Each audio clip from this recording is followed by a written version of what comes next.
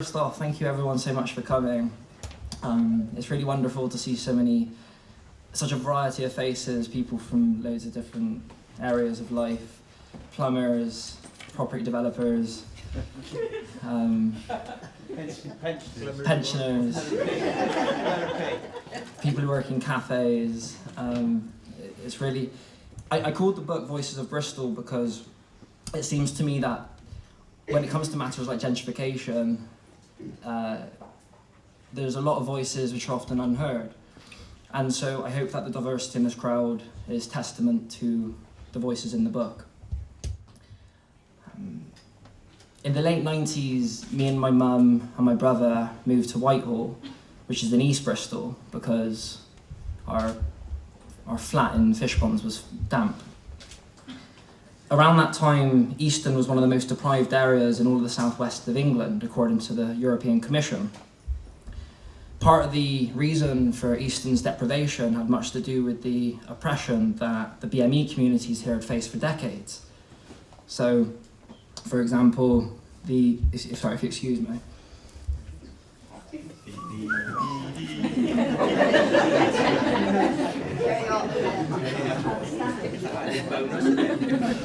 Have we all got a strip? Who needs a book when you've got a belly button? But much of the deprivation was due to the oppression that the BME communities had faced going back decades. So between 1948 and into the 60s, you had the Windrush generation who were forced into bombed out housing and inadequate properties. And in the years to follow, you had teddy boys which would attack these communities. You had employers who wouldn't employ them and discriminate based on the colour of their skin. And you'd have racism generally holding down these communities. People became scared, and deprivation followed, but so did association. So one man in 1960s Barton Hill put it like this. He said, "You used to be able to leave your back door open." That was okay for him to say. He wouldn't have been legally disallowed from employment until 1968, and nor would he have constantly faced police abuse. The areas when people became scared, and in the early 2000s, me, my brother, and my brother's dad would see the culmination of this fear in Chelsea Park in Easton. A white man would stand up because his boy had got into a minor ruckus, and he'd reveal what he'd been sitting on, which was a knife. He brought a knife to Chelsea Park, Easton, because he was scared of the area. The park was evacuated, and thankfully nobody was hurt, except for my brother's dad, who fended off this man and defended everyone there. In 2005, in that same park, I'd see American gangsters run through after having stabbed a rival, in the gut. And then I'd be beaten up myself by youths who were imitating the violence that they'd just seen. Some of you here would have been there on that occasion, and that girl punched hard. About a year later, just down from there on the cycle path, me and my mate would be mugged by a guy with a gun, except for he wasn't a guy with a gun, he was a kid with a gun. About 16 years old, he pointed this gun at us and used it as a source of income to take our phones from us, because that's what his community had told him was the right thing to do. Often, when I told people that I was from Easton, the reaction was flinching and like, "Oh, show us your bullet wounds." And that's hyperbolic, of course, but the fact is that in recent decades it has had a notorious reputation. But I noticed the change about 3 years ago when I came back from university.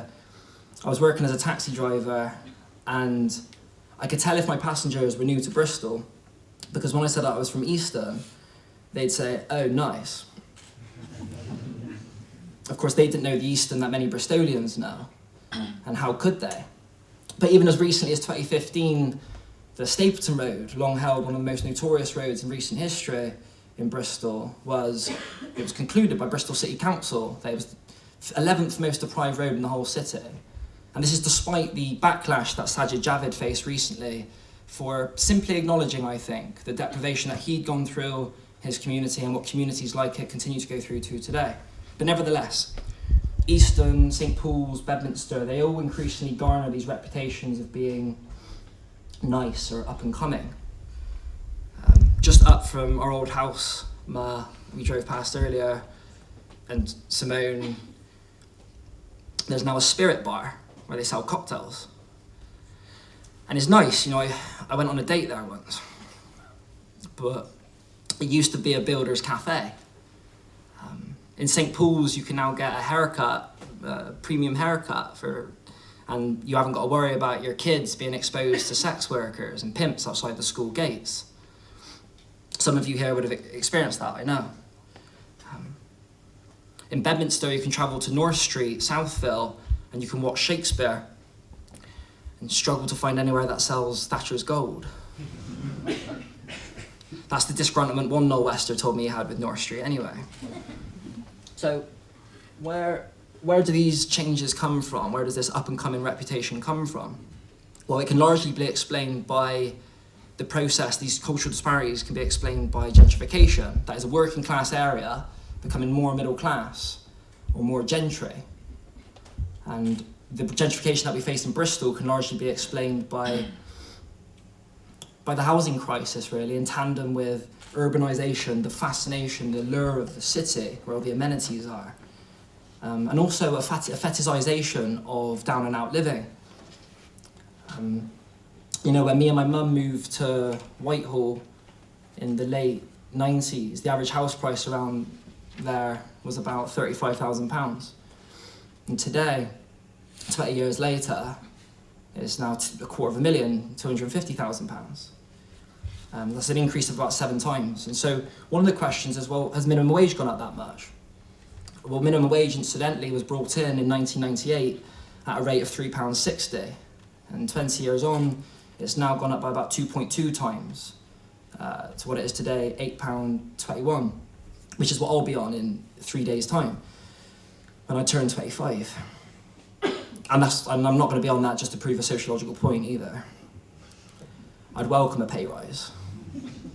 But the point is, people from these communities traditionally are disproportionately, BS5, BS2, BS3, more likely to be on minimum wage. And so one of the consequences you have is, well, these people from these areas can't afford to buy a house in their area anymore.